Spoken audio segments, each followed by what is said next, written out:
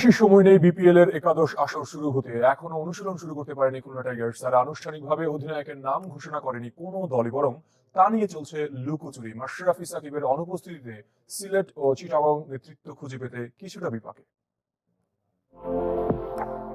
BPL এর সফলতম অধিনায়ক মাশরাফি বিন মুর্তজা নেতৃত্ব দিয়ে 4 বার ট্রফি জিতেছেন ক্যাপ্টেন ফ্যান্টাস্টিক। গেল 2 আসরে সিলেট স্ট্রাইকার্সে খেলেছেন। এবারও মাশরাফিকে ড্রাফটের আগেই নিয়েছিল সুরমা পাড়ের দলটি। তবে তিনি খেলতে পারবেন কিনা তা নিয়ে আছে সংশয়। মূলত রাজনৈতিক পট পরিবর্তনে লোকচক্ষুর আড়ালে মাশরাফি। সিলেট স্ট্রাইকার্স স্পষ্টভাবে কিছু জানাতে না পারলেও আপাতত ফিটনেস ইস্যুকে সামনে এনেছে।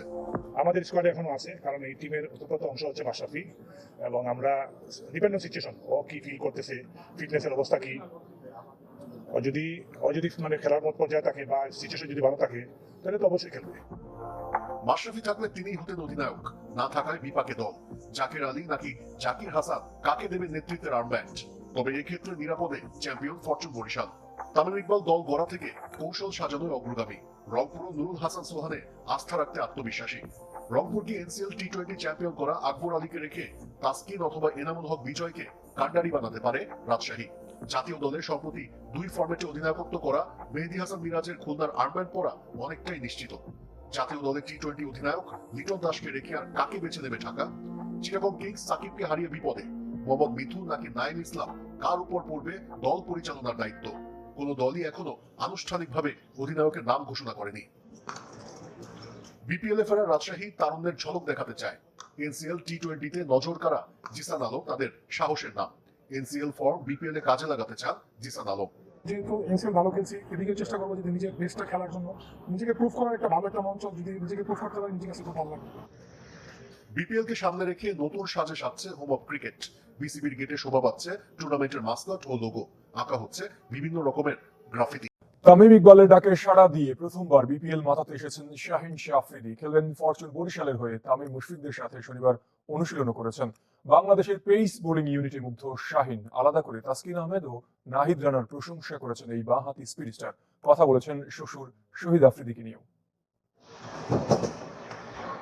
হোম অফ ক্রিকেটে শাহিন শাহ আফ্রিদি এবারের বিপিএল এ সবচেয়ে বড় তারকা। তামিমের চাওয়াতে ফরচুন বরিশালে পাকিস্তান পেসার খেলবেন 5 ম্যাচ। মাঠে এসে সতীর্থদের খোঁজ খবর তো বটে, আড্ডায় মাতেন স্বদেশী ফাহিম আশরাফের সাথে। নেটে বল হাতে আগুনে আফ্রিদি, দেখে মনে হতে পারে টি-20 নয়, টেস্টের অনুশীলন। মিরপুরে যতক্ষণ ছিলেন সবার আগ্রহ জুড়ে পাক পেসার। তবে গণমাধ্যমের মুখোমুখি হয়ে বললেন ভিন্ন কিছু। সত্যি বলতে আমি বড় তারকা না। বরিশাল দলে জাতীয় দলের ক্রিকেটাররা আছেন, তামিম মাহমুদুল্লাহরা খেলবেন, তারাই বড় তারকা। আমি সাধারণ ক্রিকেটার। ঢাকায় আসার আগের রাতেও শ্বশুর শহীদ আফ্রিদির সাথে ব্যাডমিন্টন খেলেছিলেন শাহিন আফ্রিদি।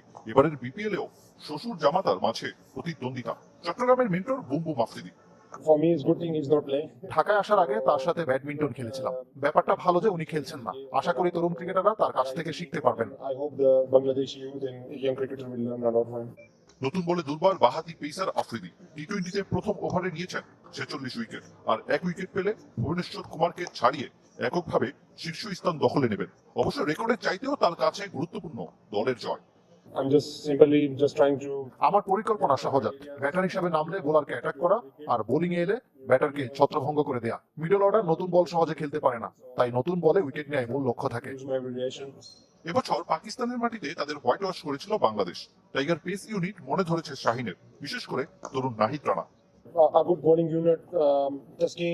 বাংলাদেশে এখন দারুণ bowling unit. Taskin leading bowler, Nahid Rana অনেক ভালো করছে। উচ্চতা অনেক, গতিও অনেক। ভবিষ্যতে আরো অনেকেই উঠে আসবে যারা লাল বলের ক্রিকেটটাও খেলবে। প্রথমবার বিপিএল খেলার অপেক্ষায় রোমাঞ্চিত আফ্রিদি। সে অভিজ্ঞতা নেওয়ার পরেই তুলনা করতে চান পিএসএল এর সাথে। আরিফুল ইসলাম, চ্যানেল 24, ঢাকা। দ্বিতীয় রাউন্ডের 2 ম্যাচ তবে অব্যাহত ছিল সেঞ্চুরি উৎসব। রাজশাহীতে পূর্বাঞ্চলের বিপক্ষে 2 উইকেটে 242 রান নিয়ে তৃতীয় দিন শুরু করে মধ্যাঞ্চল। আগের দিন সেঞ্চুরি তোলা মুর্শিদা থেমেছেন 170 রান করে। এই ম্যাচেও 3 অঙ্কের দেখা পান অধিনায়ক নিগার সুলতানা জ্যোতি। 322 বলে খেলেছেন 171 রানের ইনিংস। 8 উইকেটে 528 রানে খেলা শেষ করে সেন্ট্রাল। দিলারা দোলার সেঞ্চুরিতে ইস্ট জোন প্রথম ইনিংসে করেছিল 354 রান। বাংলা ট্র্যাক একাডেমিতে উত্তরাঞ্চল ও দক্ষিণাঞ্চলের মধ্যকার ম্যাচটাও হয়েছে ড্র। নর্থের হয়ে সেঞ্চুরি করেছেন সুবহানা মুশতারি। বর্ষসেরা পুরস্কারের জন্য মনোনীতদের নাম ঘোষণা শুরু করেছে আইসিসি। সবার আগে প্রকাশ করেছে ইমার্জিং ক্রিকেটারদের তালিকা। 2024 সালে সেরা উদীয়মান ক্রিকেটারের জন্য মনোনীত হয়েছেন পাকিস্তানের স্যাম আইয়ুব, ইংল্যান্ডের গার্ড অ্যাটকিনসন, শ্রীলঙ্কার কামিন্দু মেন্ডিস ও ওয়েস্ট ইন্ডিজের শামার জোসেফ। বর্ষসেরা উদীয়মান নারী ক্রিকেটারের তালিকায় আছেন 4 জন: দক্ষিণ আফ্রিকার অ্যানেরি রেক্সন, স্কটল্যান্ডের সাস্কিয়া হরলি, ভারতের শ্রেয়াঙ্কা পাতিল ও আয়ারল্যান্ডের ফ্রেয়া সার্জেন্ট।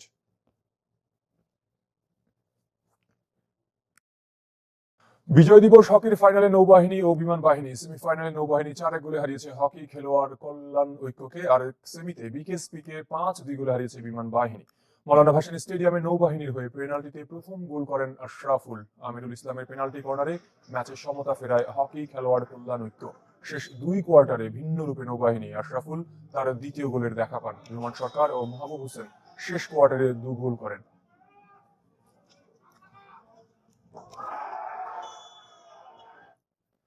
এদিকে বিজয় দিবস টেনিসের শুরুর দিনই হয়েছে বিপত্তি।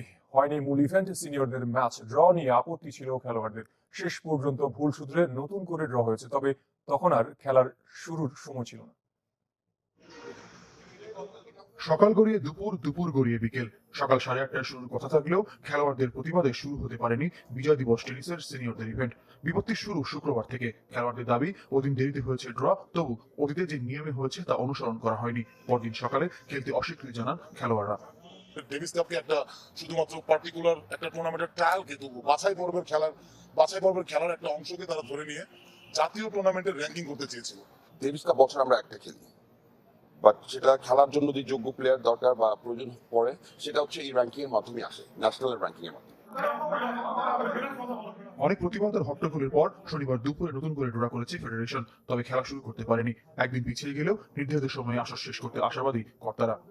ডেভিস কাপের যে প্লেয়ারটা জারিফ, সে খুবই ভালো করেছে, সে ইয়াং, তাকে আমরা আসলে একটা ইয়ে দিতে চাচ্ছি আর কি, যে সে কারণ ভবিষ্যতে এরাই আসবে, বাকিরা তো আস্তে আস্তে বয়স হচ্ছে, তো বাইরে চলে গেছে, তো এটা করতে যেই আমাদের একটু ভুল হয়ে গেছে। বেস্ট অফ 15 গেমস তো দিনে 3টা খেলাও খেলতে পারবে।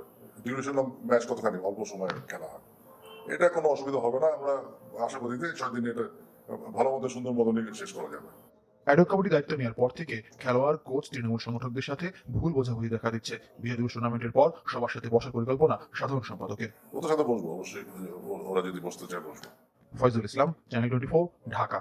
প্রাপ্তির হিসাবে চলতি বছর আন্তর্জাতিক ফুটবলের সবচেয়ে সফল দল স্পেন ক্লাব রিয়াল মাদ্রিদ। যদিও তাদের তারকা ভিনিসিয়াসকে টপকে রদ্রির ব্যালন ডি'র জয় বছরের সবচেয়ে বিতর্কিত আর আলোচিত পিএসজি ছেড়ে কিলিয়ান এমবাপ্পের রিয়ালে পাড়ি জমানো। সালতামামির আজকের পর্বে জানবো বছর জুড়ে ঘটে যাওয়া আন্তর্জাতিক ফুটবলের হালচাল। স্পেনের ফুটবলের জন্য সোনায় মোড়ানো বছর 2024। ফেব্রুয়ারিতে নারীদের নেশনস লিগের প্রথম আসর দিয়ে বছর শুরু। জুলাইয়ে ইংল্যান্ডকে কাঁদিয়ে ইউরো ঘরে তুলে ছেলেরা, আর ছেলে মেয়ে মিলিয়ে বয়স ভিত্তিক 3 ইউরোর চ্যাম্পিয়ন লা রোহা Fury.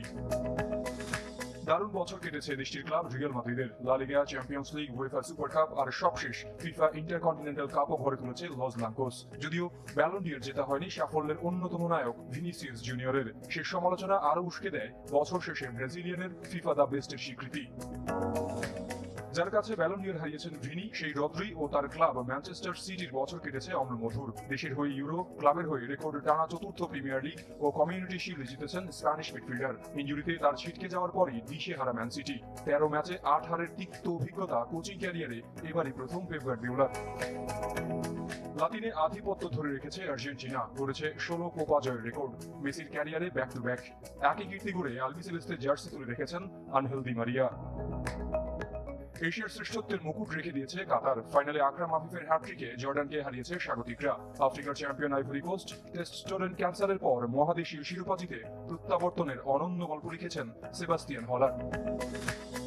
Bundesliga invincible Bayer Leverkusen. বায়ার্নের টানা 11 বছরের আধিপত্য গুড়িয়ে প্রথমবারের মতো জার্মান সেরা শাবি আলোনসোর দল। তাদের হারিয়ে অবশ্য ইউরোপা লিগে ইতিহাস গড়েছে ইতালিয়ান ক্লাব আতালান্তা।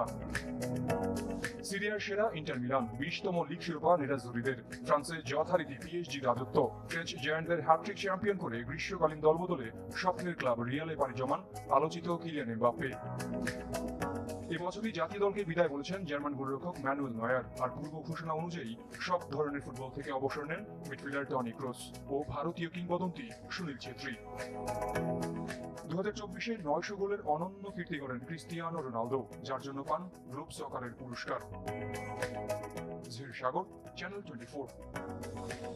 ইস্পাহানে 36তম জাতীয় টিম ব্রিজ চ্যাম্পিয়নশিপে চ্যাম্পিয়ন হয়েছে টিম ম্যাক্সিমাস। গতকাল অলিম্পিক অ্যাসোসিয়েশন অডিটোরিয়ামে পুরস্কার তুলে দেন ব্রিজ ফেডারেশনের সভাপতি ও মিউচুয়াল ট্রাস্ট ব্যাংকের ব্যবস্থাপনা পরিচালক সৈয়দ মাহবুবুর রহমান। উপস্থিত ছিলেন পৃষ্ঠপোষক ইস্পাহানি গ্রুপের মহাব্যবস্থাপক HM ফজলে রাব্বি।